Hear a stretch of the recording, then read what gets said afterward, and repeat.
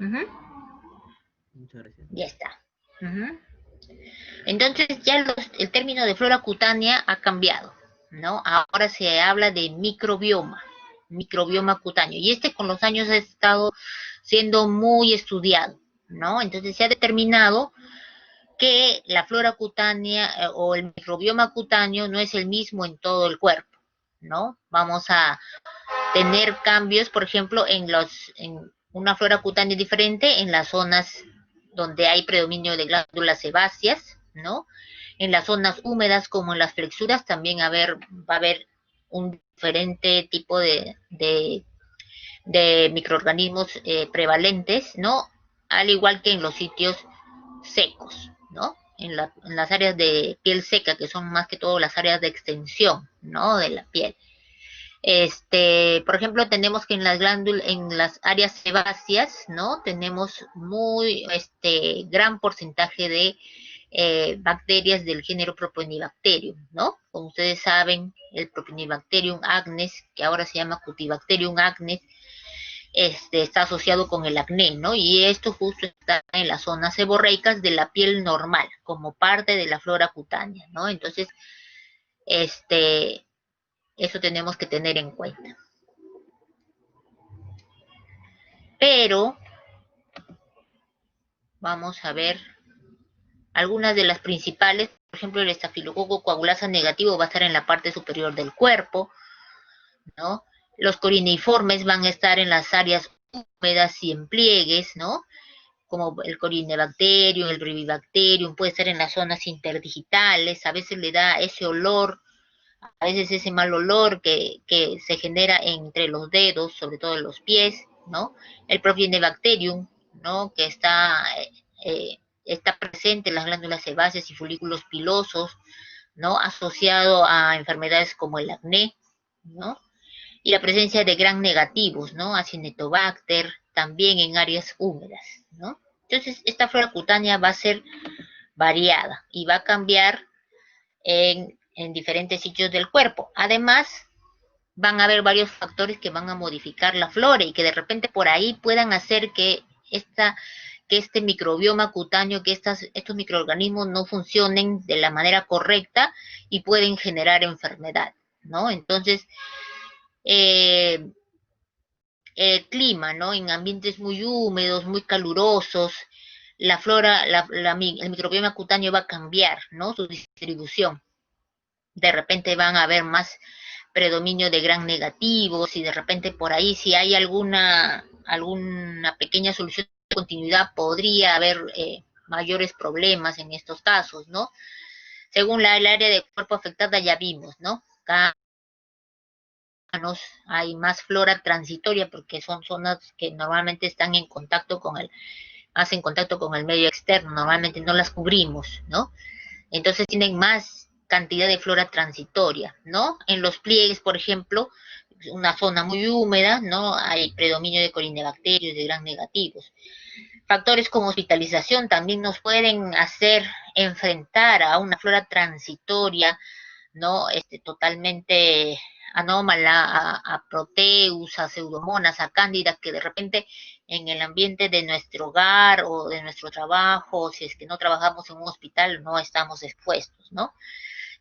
Que en un paciente inmunosuprimido nos podría causar muchos problemas, ¿no? Enfermedades que pueden causar inmunosupresión, ¿no? Como diabetes, cáncer, etcétera.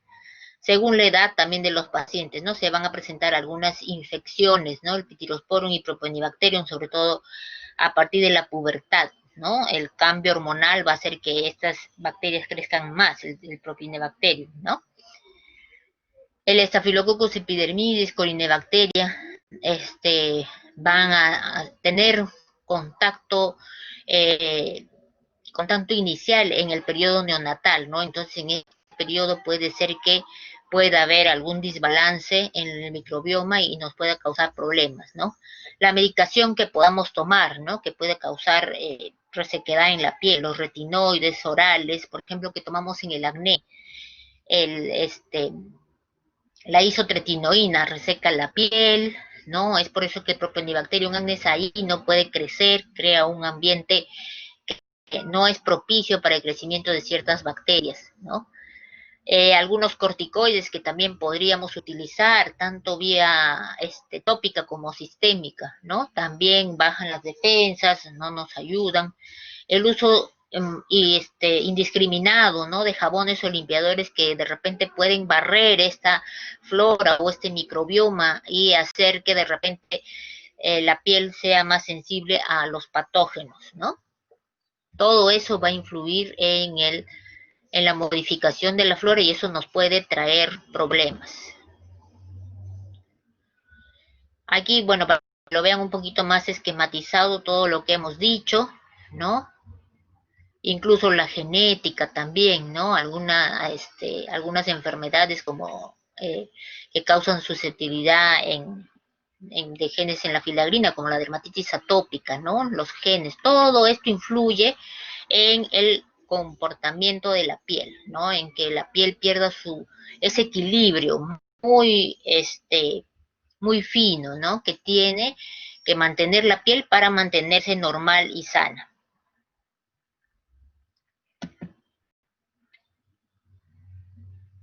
También el microbioma cutáneo o la flora cutánea va a ser parte de la resistencia natural de la piel. Esos microbios que forman parte del microbioma, esos microorganismos van a liberar algunos péptidos antimicrobianos que van a servir en la defensa de la piel. Esto también unido al estrato córneo intacto, ¿no? Que no tenga ninguna solución de continuidad. El rápido recambio celular, ¿no? El proceso de recambio del epidermis también hace que se eliminen los microorganismos que pueden en algún momento estar en la superficie, ¿no? Una buena capa lipídica, ¿no?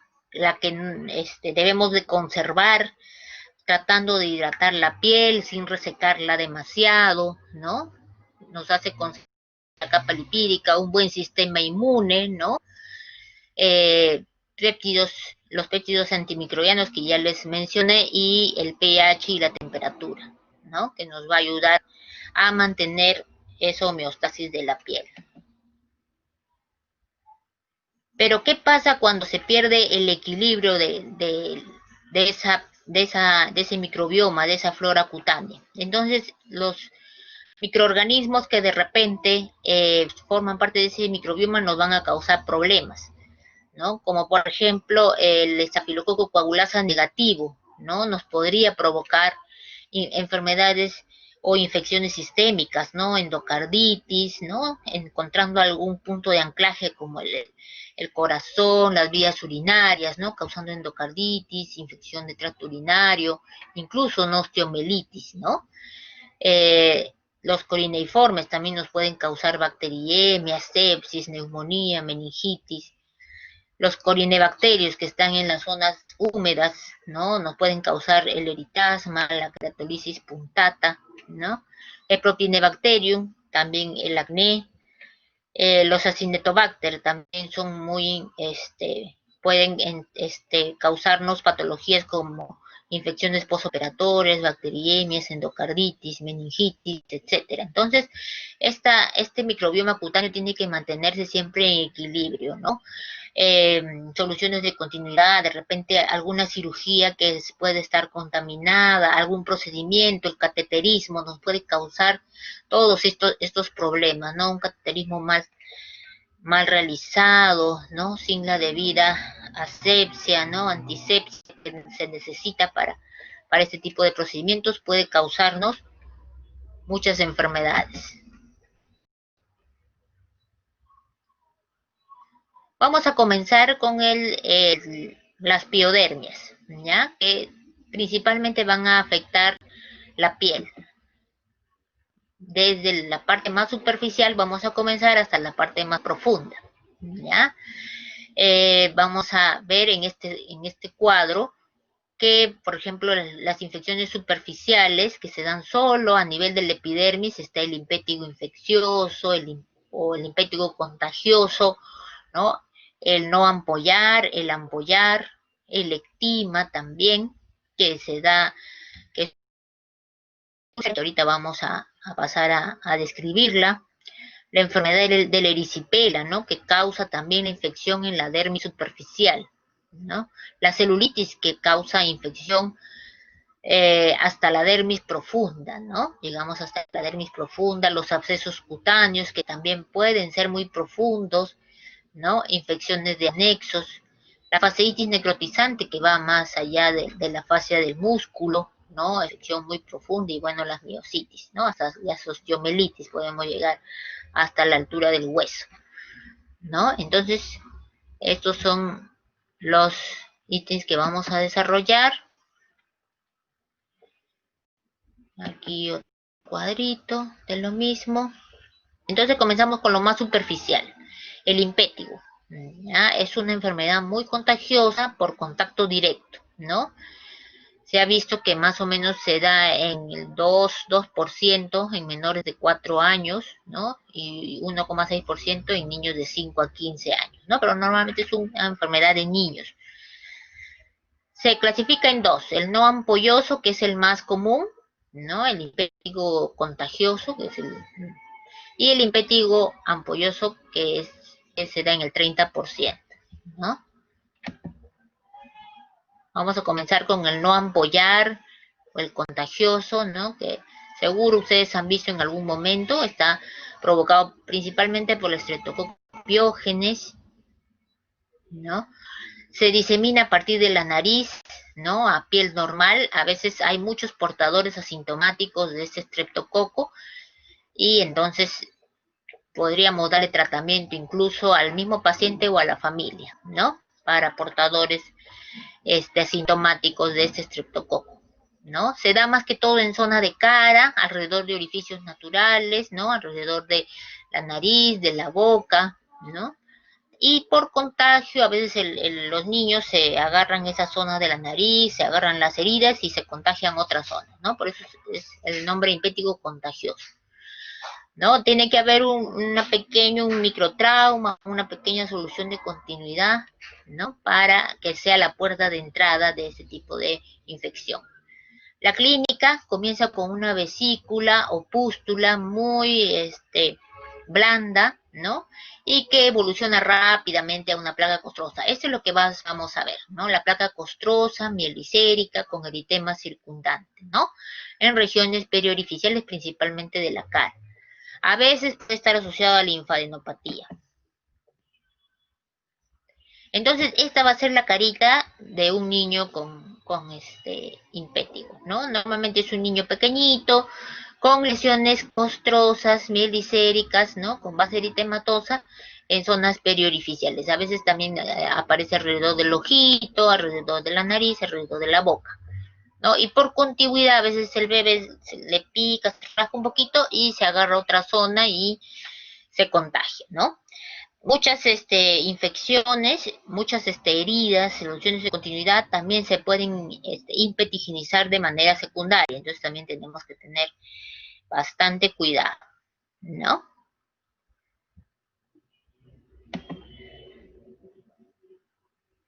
Y el otro tipo de impétigo más raro, ¿no? Que es el ampollar. Ese está más dado por una reacción cutánea a toxinas de tipo A y B, ¿no? Sobre la desmogleína 1, dada por el Staphylococcus aureus, ¿no? Entonces, va a ocasionar unas ampollas, unas vesículas muy blanditas, ¿no?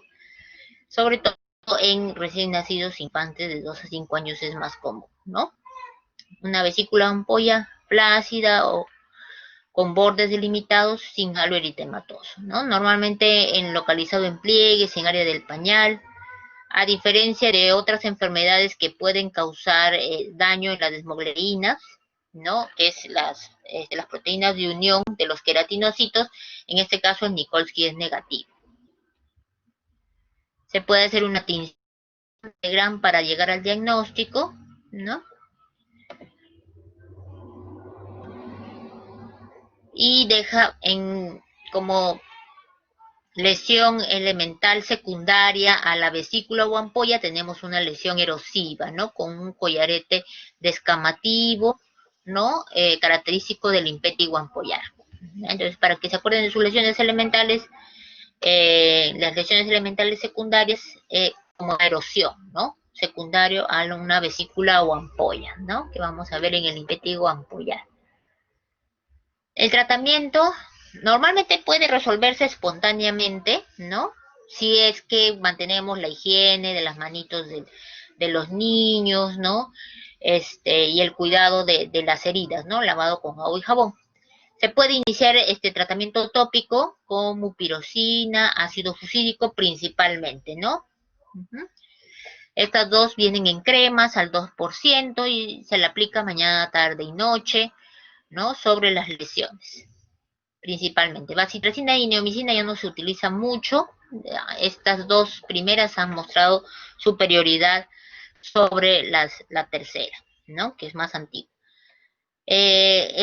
Después, cuando tenemos una enfermedad extensa, ¿no? O ya sospechamos de algo sistémico, de hecho tenemos que utilizar tratamiento vía oral, ¿no? La cefalexina, ¿no? Cefalosporinas de primera generación, entre ellas la cefalexina, la cefuroxima, podríamos utilizar eritromicina, citromicina, ¿no? Dependiendo del peso del paciente, cefalexina 30-50 miligramos por kilo por día.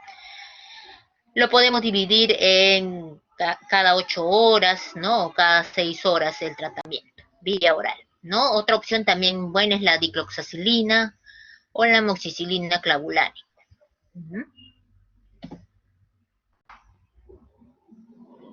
Como saben, el régimen higiénico dietético, mantener la limpieza de las manos, de las uñas del paciente, que no se esté tocando, que no se esté agarrando, para que no se disemine. Es muy importante el régimen higiénico dietético. Complicaciones son raras, ¿no? La glomerulonefritis postestreptocócica, ¿no?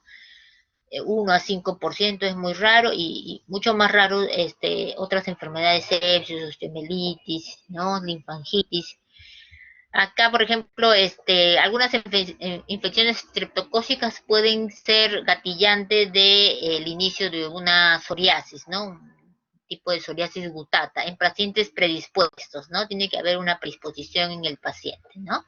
Ya lo van a estudiar o de repente ya lo vieron en la psoriasis gutata, está asociado mucho a infecciones bacterianas por estreptococo, ¿no? Muy bien. Seguimos entonces con la siguiente infección superficial también, que es una complicación del impétigo, que se llama ectima, ¿no? Que es una úlcero-costra que se va a ver en alguna zona del cuerpo, a veces en las piernas, puede complicarse un impétigo, ¿no?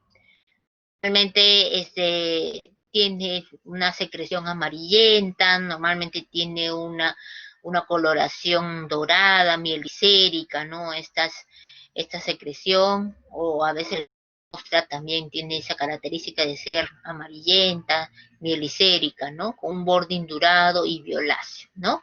Más asociado al Streptococcus pyogenes. No hay que irla con el ectima gangrenoso, ¿no? Que es principalmente por pseudomonas aeruginosa y normalmente se da en pacientes inmunocomprometidos, ¿no?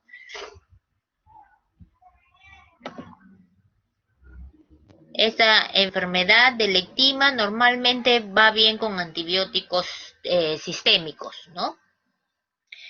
Normalmente si tuviéramos, a ver, les voy a hacer si tuviéramos esta lesión en un paciente, ahí no podríamos echar una crema porque tiene demasiada secreción cerosa, ¿no? Esta secreción amarillenta impediría que la crema actúe y se adhiera bien a la herida, ¿no? Entonces primero tendríamos que secar esta herida con de repente una loción antibiótica y secante, como por ejemplo la solución de Buró, ¿no? Podríamos secar primero y de ahí ponerla el tratamiento tópico o tratamiento sistémico sería mejor en este caso, ¿no?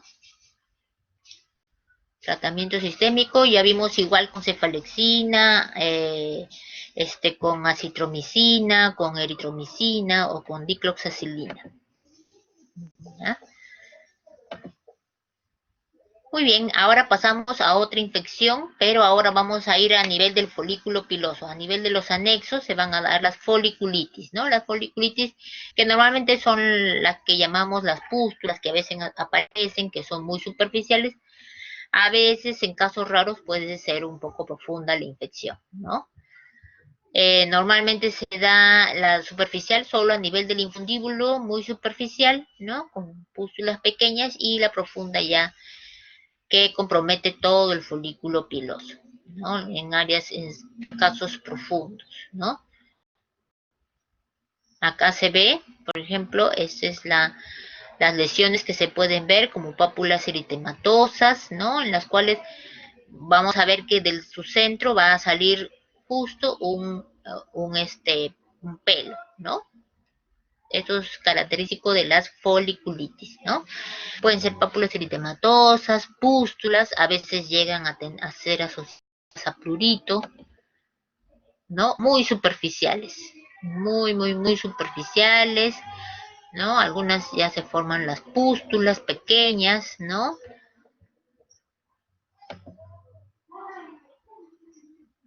Bueno, entonces ya pasamos a otro tipo de infección, ya los forúnculos, ¿no? Ya es cuando la infección, ¿no? Ya se hizo profunda e incluso hizo una reacción alrededor del folículo piloso. Esos son los forúnculos, ¿no? Y se va a ver como un nódulo inflamatorio profundo, doloroso, fluctuante, ¿no? Normalmente es la complicación de una foliculitis, ¿no? Se da más en zonas como el cuello, cara, axilas y nalgas. Vamos a ver la clínica. Esta es, ¿no? Es una lesión mucho más grande, con más eritema, más inflamación, ¿no? Que una foliculitis. Acá vemos ya cuando están comprometidos varios folículos, ¿no? En este forúnculo. Y con gran reacción, ¿no? Cuando ya se hace más extensa estas lesiones, entonces ya estamos hablando de un carbunco, ¿no? Que es una lesión inflamatoria muy profunda, ya que ya es la confluencia de varios de estos forúnculos, ¿no? Que van a dar una placa eritematosa, con pústulas en su superficie. Normalmente se va a presentar en la zona de la nuca, como en el caso de la foto, ¿no? Espalda o muslos, y bueno, es una complicación mayor de una forunculosis, ¿no? Tratamiento, un calor húmedo, ¿no? Eh, y antibióticos de hecho sistémicos vía oral por 7 días a 10 días, ¿no? Si tiene mucha secreción, se puede utilizar también las lociones secantes que tienen este efecto antibiótico, también como la solución de buró.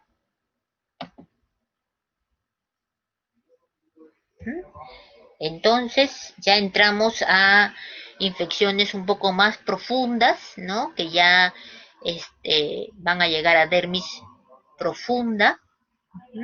Y hasta la zona de los músculos,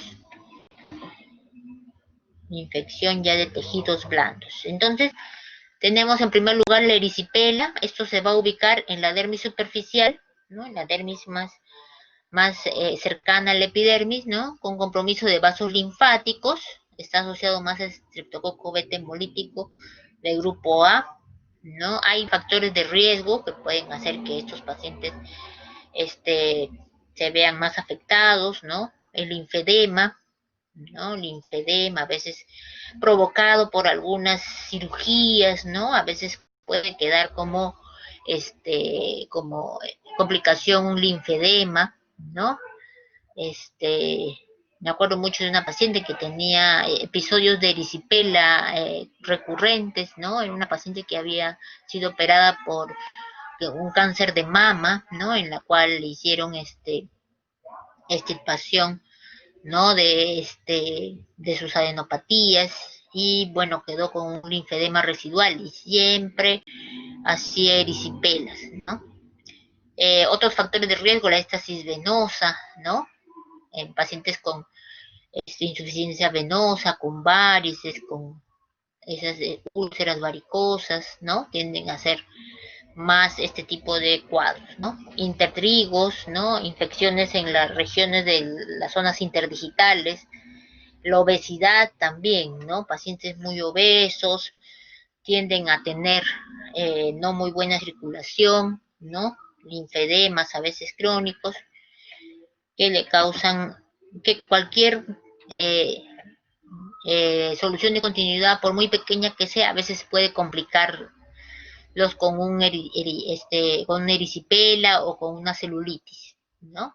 También se ha visto casos en cara, ¿no? Esas lesiones están asociadas a dolor, eritema y edema, normalmente de márgenes definidos, ¿no? Del tejido normal. El tratamiento es antibiótico, de hecho. Vamos a ver el tratamiento junto con el de la celulitis, que es un poco más profunda, ¿no?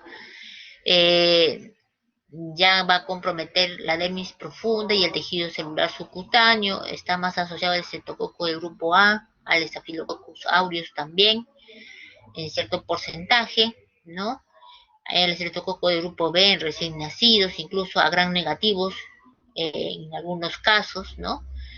En el caso de pacientes inmunosuprimidos por Escherichia coli, ¿no? Entonces hay diferentes etiologías y también la clínica va a ser variada, como van a ver en las fotos que les voy a presentar, ¿no? La celulitis es una enfermedad que normalmente ve con cierta frecuencia el médico general, entonces tienen que aprender a distinguirla y a tratarla, ¿no? Normalmente el paciente se va a presentar con eritema, calor y dolor, ¿no? Una piel caliente, a veces es brillante, eritematosa, ¿no? Los bordes no son tan definidos como en la erisipela, ¿no? No hay colecciones de pus, o sea, no hay abscesos, ¿no? Y puede estar asociada a ampollas y a lesiones necróticas, ¿no? Aquí vemos algunas de las presentaciones. Esta es la más clásica de las fotos de la izquierda, ¿no? Son las más clásicas, en las cuales se ve esta zona eritematosa, ¿no? Hay eritema, hay calor y hay dolor que impide la deambulación, ¿no? Lo principal acá en el régimen higiénico dietético es el reposo. Tienen que reposar estos pacientes porque si no, no va a ir bien la infección, ¿no? Entonces acá en este caso están haciendo una prueba, ¿no? Están viendo para diferenciarlo, por ejemplo, de la dermatitis por éstasis venosa o de los pacientes que tienen mala circulación, ¿no? Venosa en las piernas. Se eleva la pierna y el eritema no va a cambiar, ¿no? Normalmente en el caso de éstasis venosa, a veces el eritema baja, ¿no? Pero en el caso de la celulitis no tendría por qué bajar, ¿no? Entonces permanece el eritema. Acá hay otras formas de presentación con ampollas muy grandes, ¿no? Bulas incluso de contenido hemorrágico, a veces con lesiones necróticas, ¿no? Que nos pueden hacer asustar o dudar dudar de nuestro diagnóstico, ¿no? Entonces hay que tener bastante cuidado con estos pacientes, ¿no?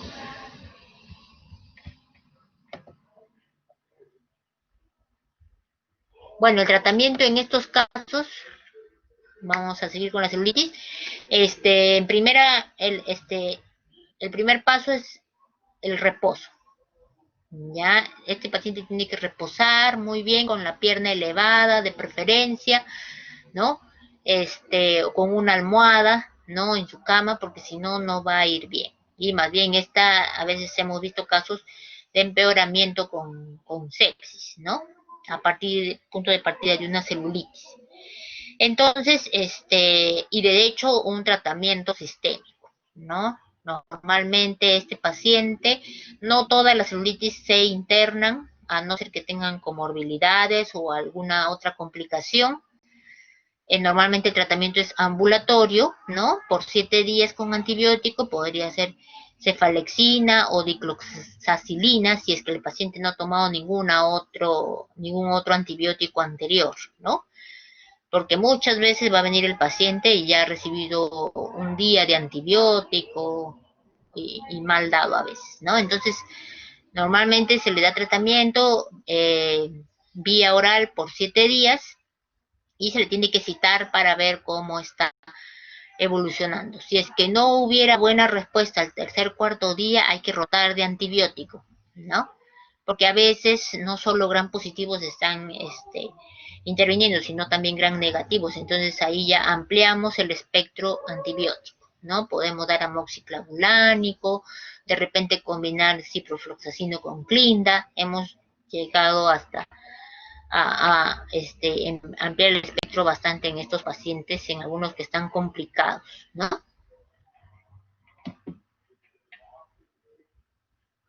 Muy bien, ahora pasamos a una enfermedad bastante complicada, con afectación muy profunda de la piel, ¿no? Que es la fasciitis necrotizante con gran mortalidad, ¿no? Que normalmente da en inmunocomprometidos, ¿no? En pacientes añosos, en diabéticos, ¿no? A veces alcohólicos, con pacientes con cirrosis, ¿no? Se presenta un eritema con edema, tal igual como una celulitis, pero con la rápida formación de bulas, ¿no? Necrosis, áreas necróticas y crépitos, ¿no? Que son esos sonidos que nosotros vamos a notar al palpar esa piel, ¿no? Asociado a fiebre alta, taquicardia, taquimia, compromiso del sensorio, ¿no?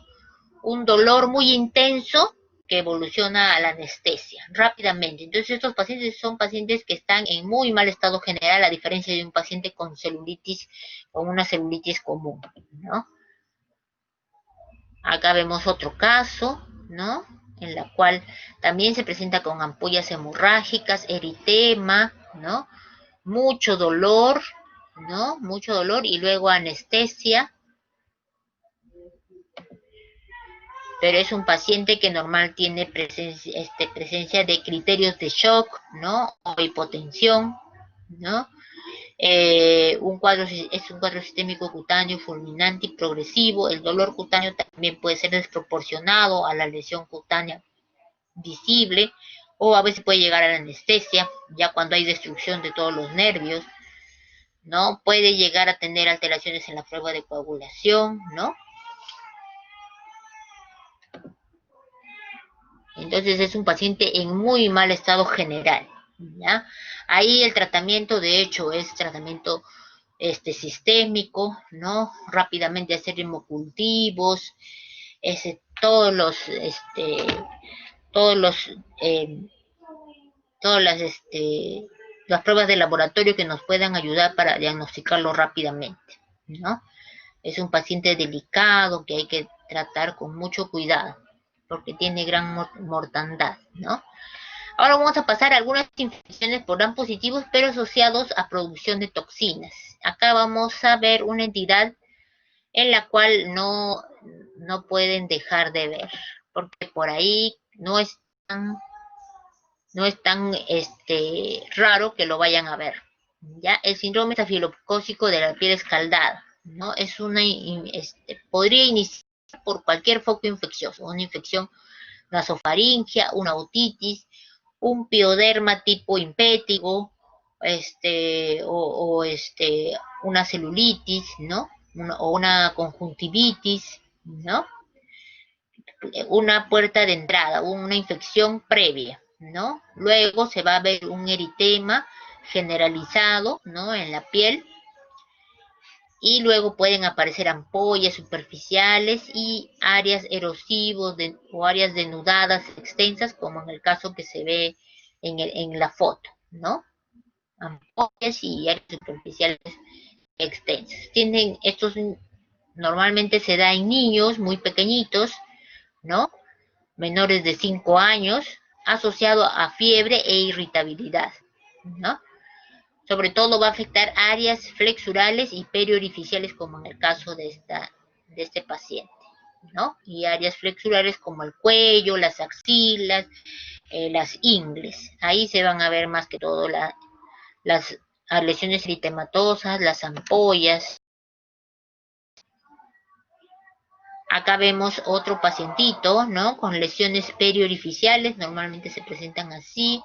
Son pacientes muy, muy, muy irritables, ¿no? Los cuales lloran con facilidad al mínimo roce, entonces a veces solo aceptan que la mamá los toque, ¿no?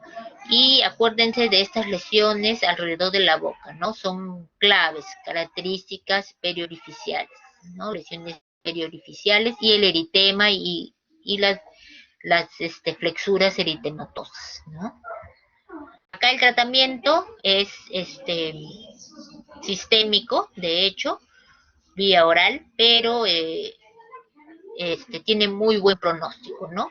Casi el 100% de pacientes va muy bien con el tratamiento. Normalmente se les puede dar cefalexina, a veces los pacientes ingresan a estar internados con oxacilina, ¿no? Y salen rápidamente los 5 o 7 días, mejoran bastante bien. Entonces es una enfermedad de pronóstico muy bueno. Sí.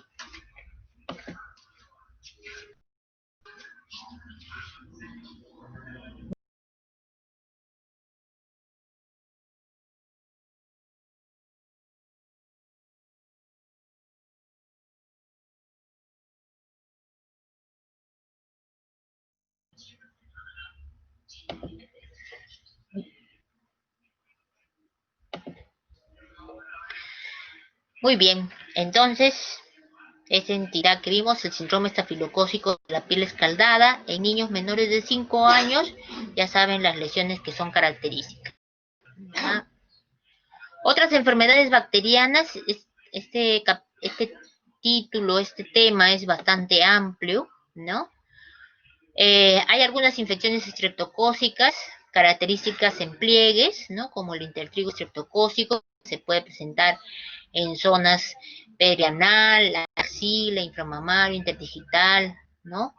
Que está asociado a un dolor muy intenso, ¿no? Entonces a veces hay bebitos que tienen lesiones, a veces sospechamos de una pañalitis y vemos este eritema muy marcado alrededor del área perianal. Entonces, normalmente se le da tratamiento tópico y si no mejoraría con eso, recién vamos a tratamiento sistémico.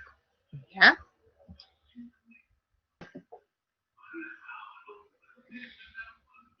No podemos dejar de siquiera decir unas palabras sobre la tuberculosis cutánea, ¿no? Estamos en el Perú, la tuberculosis cutánea tiene gran prevalencia, es una enfermedad de gran prevalencia y es una de las que nos trae mayores problemas, ¿no? La Mycobacterium tuberculosis lo vamos a dividir la forma cutánea, ¿no? En dos, en verdaderas o las tuberculides, ¿no? Las que serían las falsas tuberculosis cutánea, pero realmente ya no se divide tanto así. ¿Por qué? Porque se ha encontrado que en las tuberculides, con las nuevas pruebas, con los PCR que se están haciendo, se ha encontrado que material genético del Mycobacterium incluso en estas tuberculides que antes se creían que solo eran reacciones inflamatorias, ¿no? Entonces vamos a tener algunas que son más comunes, ¿no? De acá, las más comunes que vamos a ver son la escrofulodermia, ¿no? Que normalmente vemos 3, 4 casos al año, ¿no? La tuberculosis verrucosa cutis también, ¿no? El lupus vulgar mucho menos, ¿no? Pero siempre vemos casos. Por ahí que una vez al año una tuberculosis verrucosa, ¿no? Entonces es a dividir en infección cuando, eh, cuando y que luego se va a diseminar a la piel, ¿no? Entonces, de la infección exógena, lo más común, tenemos la tuberculosis verrucosa cutis, de la infección endógena, la escrofuloderma, ¿ya? Y bueno, las tuberculitis que también vemos con cierta...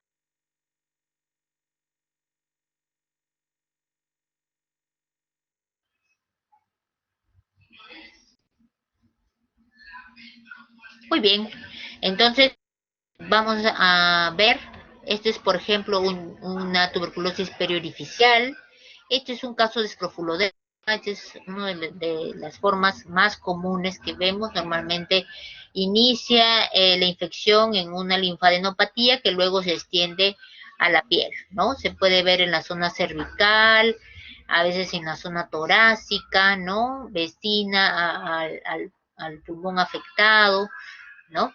En área de axilas también se ha visto bastantes, ¿no? Acá hay otro caso de escrofuloderma, supraclavicular, ¿no? En el cuello. Acá este caso de una tuberculosis periorificial, ¿no?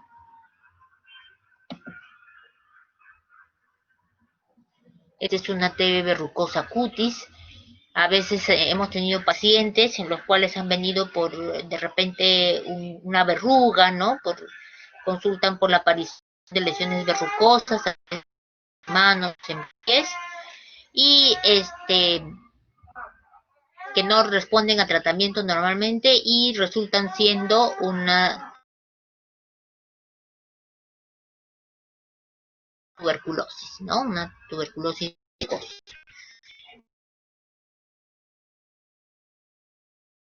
También ve un,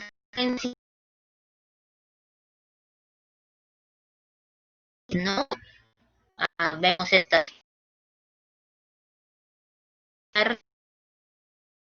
el antecedente de algún contacto con alguna persona con tuberculosis, o a veces no va a haber ese contacto, ¿no?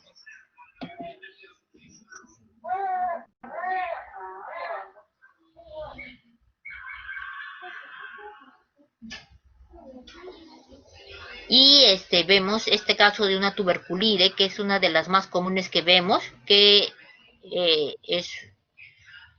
son estos nódulos que se van a presentar en piernas, ¿no? Dolorosos, que a veces tienden a ulcerar, ¿no?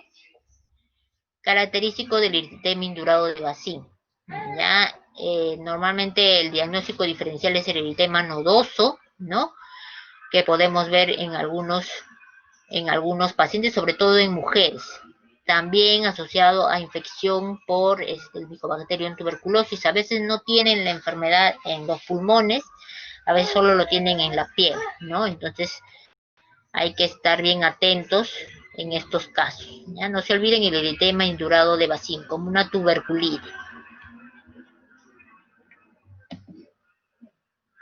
Bueno, el tratamiento de estos casos es el esquema de tratamiento tuberculoso, ¿no? El esquema de 6 meses, que se da normalmente para la tuberculosis que no es resistente, ¿no? Normalmente se le da ese tratamiento y la mayoría de los pacientes mejoran, ¿no? Tenemos otra entidad causada por una de las bacterias que vimos que son parte del microbioma cutáneo, ¿no? El Corynebacterium minutisum, que es parte de la flora cutánea, que puede causar cuando hay factores predisponentes, ¿no? Como el calor, la humedad, puede causar infecciones, ¿no? Infección superficial de la piel, sobre todo en las áreas de pliegues, ¿no? O en las áreas intertriginosas, ¿no? Un buen diagnóstico diferencial, por ejemplo, para las tiñas cruris, ¿no? La tiña cruris. Ya saben, un diagnóstico diferencial, el eritrasma.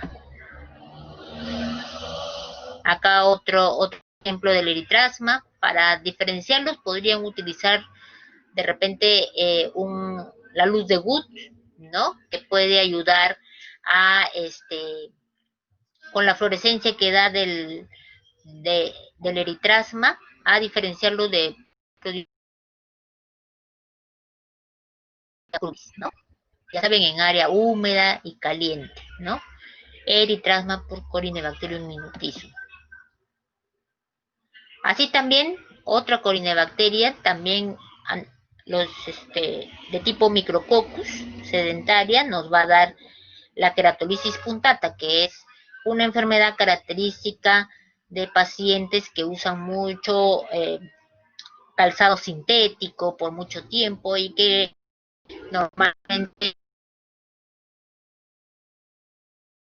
causa demasiada sudoración en los pies por mucho tiempo, e incluso lleva a la maceración de la piel a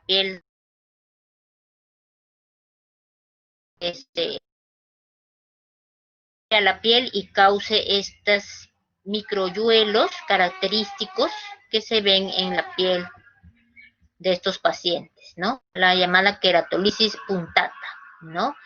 Es una piel blanquecina, macerada por la humedad, muy húmeda, con la presencia de estos microyuelos y con un olor muy, con muy mal olor, ¿no?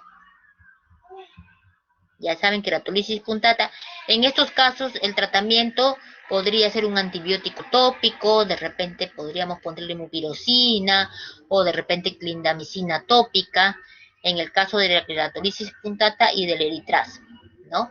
Ya si no hubiera mejoría con el tratamiento tópico o de repente el paciente no tiene un buen régimen higiénico dietético y continúa con la humedad, entonces puede hacerse recurrente e incluso puede recibir tratamiento vía sistémica, ¿no? Con acitromicina, eritromicina, etcétera.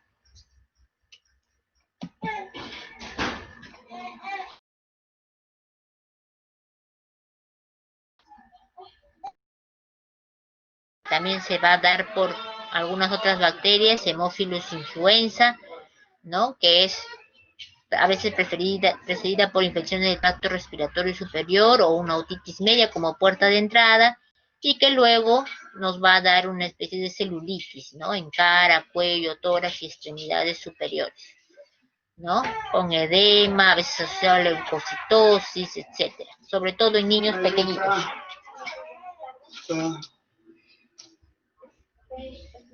Muy bien. Disculpen que llegue la familia.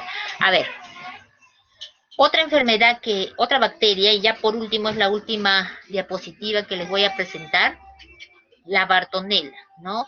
Que causa múltiples enfermedades, ¿no? La Bartonella henselae, o sea, enfermedad por arañazo de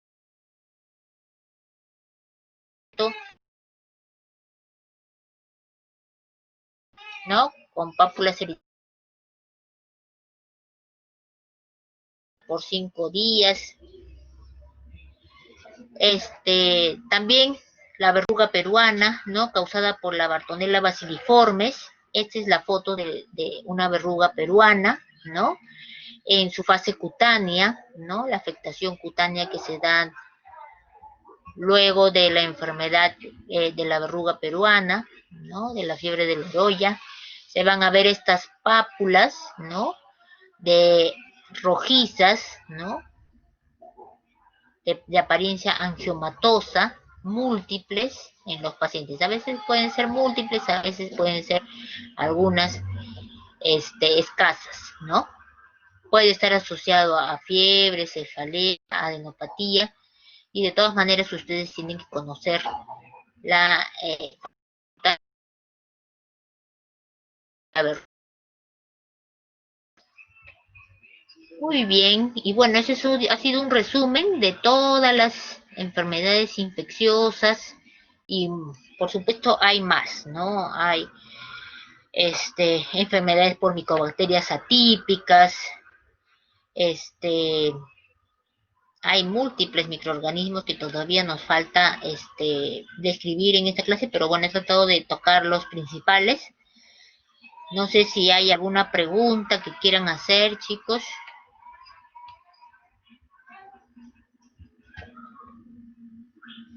¿Alguna duda que tengan? Creo que ha habido problemas con con, con el, con el internet. ¿Se me escuchó bien?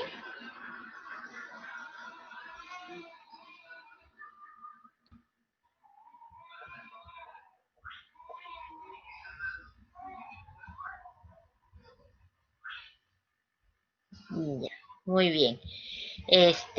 Bueno, si no hay ninguna otra pregunta, seguro ustedes van a poder ahondar más en el tema. Cualquier cosita, alguna pregunta me pueden dejar también aquí en el chat de la web. ¿Ya? Y bueno, un tópico que quería tocar era la resistencia bacteriana, ¿no? Hay que tratar de aprender de que no todas las infecciones hay que tratar con tratamiento sistémico y no hay que ir de frente al tratamiento con antibióticos de amplio espectro. Por favor, ahora se está dando resistencia, incluso no solo en el tratamiento sistémico, sino también en los tratamientos tópicos, ¿no? De preferencia, y una de estas entidades he recomendado el uso de polivalentes, ¿no? De aquellas cremas que tienen antimicótico, antibiótico y corticoide. Entonces, tratar de no utilizarlas, ¿ya? De primera mano. Eso son lo primero que los pacientes, ¿no? De mejorar en algo.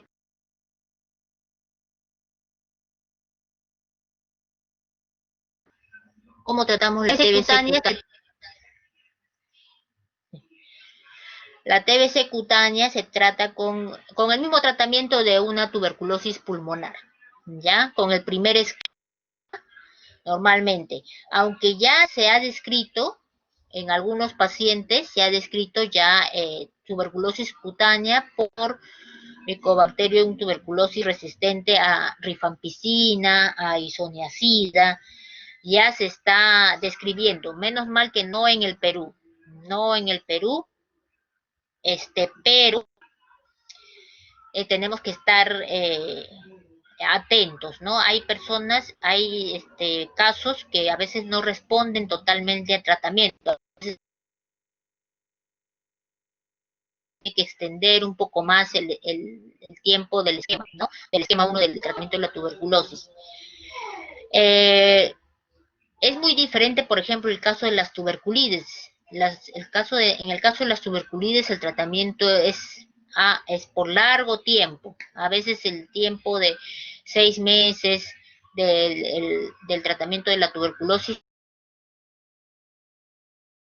no resuelve totalmente los problemas del cuadro cutáneo, ¿no? Entonces a veces tenemos que y cada un año de tratamiento, a veces tenemos que cambiar la terapia, pero eso ya va al tratamiento del especialista, ¿no? A veces tenemos que echar mano de retinoides, minociclina, etcétera, ¿no?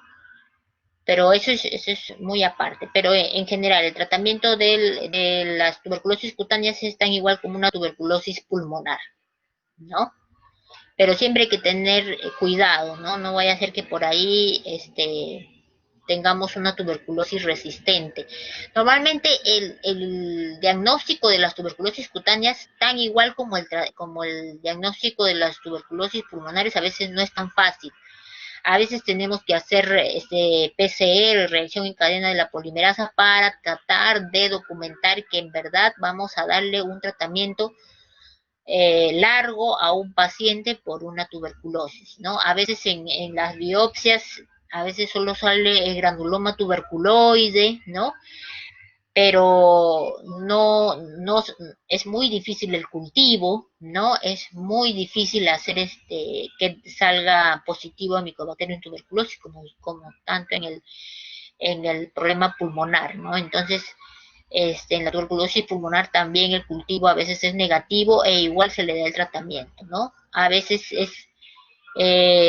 el diagnóstico lo tenemos por respuesta terapéutica, ¿no? A veces responde muy bien al tratamiento, entonces ya tenemos, o si lo queremos documentar bien, a veces podemos hacer un PCR, tenemos que hacerle un PPD a los pacientes, a veces un PPD mayor de 15, mayor de 20, y el cuadro clínico compatible, ya el neumólogo normalmente le da pase a tratamiento por esquema 1, ¿no? Es, es, un, es un problema en realidad la tuberculosis en el Perú. Uh -huh. Entonces, es muy importante que ustedes sepan dar un buen tratamiento a cada uno de los pacientes, ¿no? Tratar de utilizar cultivos, tratar de utilizar estudios para ver la sensibilidad de la infección que tenemos al frente, ¿no? Y no dar antibióticos por dar, porque si no, la resistencia bacteriana ahorita es muy alta, ¿no? Muy alta en algunos países. Ya tenemos el Staphylococcus aureus meticilino resistente, y muchas de las infecciones que vemos pueden ser provocadas por este estafilococo. Menos mal, todavía nuestros antibióticos tópicos no se ha visto mucha resistencia. Mupirocina, ácido fucílico van muy bien en los tratamientos tópicos, ¿no? En los casos de tratamientos sistémicos, por ejemplo, en la celulitis, sí he visto que muchos pacientes llegan a antibiótico de amplio espectro, ¿no?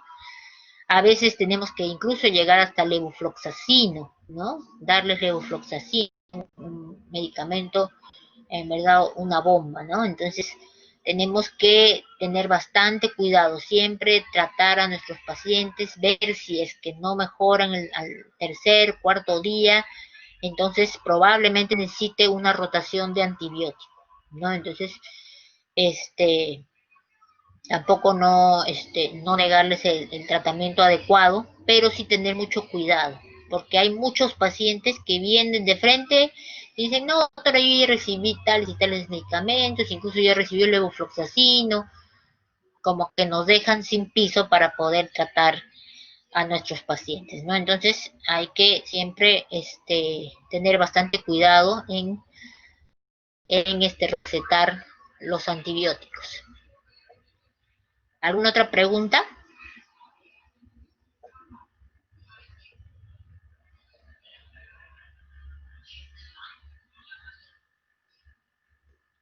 Bueno, espero que les haya gustado la clase, que hayan entendido un poco.